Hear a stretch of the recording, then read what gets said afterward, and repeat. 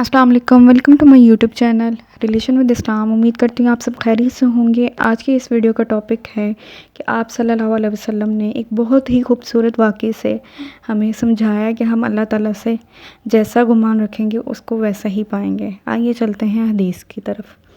اللہ سے گمان۔ ایک مرتبہ رسول صلی اللہ علیہ وآلہ وسلم مسجد میں تشریف فرما تھے اور لوگ آپ صلی اللہ علیہ وسلم کے ارد گرد بیٹھے ہوئے تھے کہ 3 آدمی وہاں آئے۔ ان میں سے 2 رسول اللہ صلی اللہ علیہ وسلم کے سامنے پہنچ گئے اور ایک واپس چلا گیا۔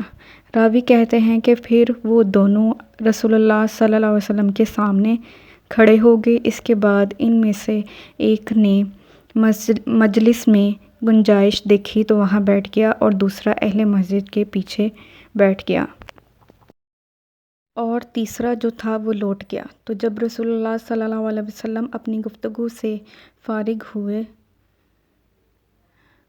تو صحابہ رضی عنہ سے فرمایا کہ کیا میں تمہیں 3 آدمیوں کے بارے میں نہ بتاؤں؟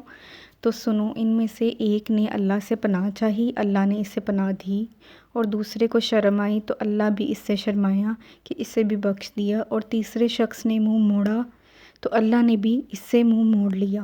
حدیث سے پتہ چلتا ہے کہ ہم اللہ تعالیٰ سے جیسا گمان رکھیں گے اسے ویسا ہی پائیں گے۔ امید کرتی ہوں آج کی ویڈیو آپ کو اچھی لگی ہوگی۔ ویڈیو کو لائک، شیئر اور کامنٹ ضرور کریں، اور ڈیلی احادیث کے لیے میرے چینل کو سبسکرائب کریں۔ Thank you.